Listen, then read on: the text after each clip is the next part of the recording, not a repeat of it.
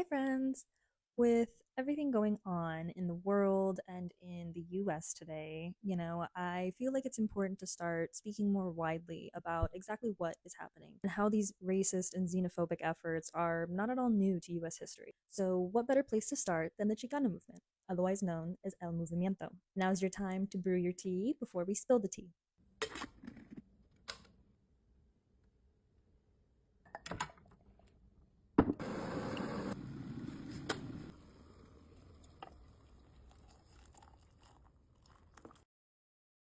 So, for starters, the word Chicano originated as a classist slur, but during this time, the community intentionally reclaimed it in response to rejecting the American identity that assimilated as white American society expected, and instead embraced their cultural and indigenous roots. So, in a country that forced Mexican Americans to feel as though they were unwanted and second class citizens, and in a space where they could never fully feel at home with either their Mexican or American identity, they wore the name Chicano as a badge of honor for pride in their culture. So El Movimiento sparked in the 1960s in response to decades and decades of overt and systemic racism.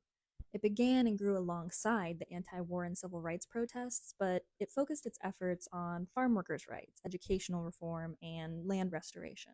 During this time, the movement would see key historical moments like the grape strike in 1965, led by Cesar Chavez and Dolores Huerta, where numerous farm workers protested low wages and poor treatment, as well as the 1968 East LA walkouts, where students across multiple high schools walked out of class in protest of unfair treatment and corporal punishment of Mexican American high school students. So, though the various pillars of the movement pursued justice in different aspects of the Chicano experience of living in America, the movement as a whole was a response to years of mistreatment and abuse by the system and those who perpetuated it.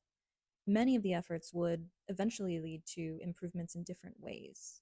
There's really a lot that can be learned from the Chicano movement in terms of how we can replicate their efforts today, as well as the historical context surrounding and leading up to the Chicano movement, everything from the Mexican American War to the Mexican Repatriation Act, also mirroring today's current events. So I'd love to dive into the different facets of the Chicano movement, as well as what led to it and other fun pieces of Chicano and Native history. So I hope you all will follow along.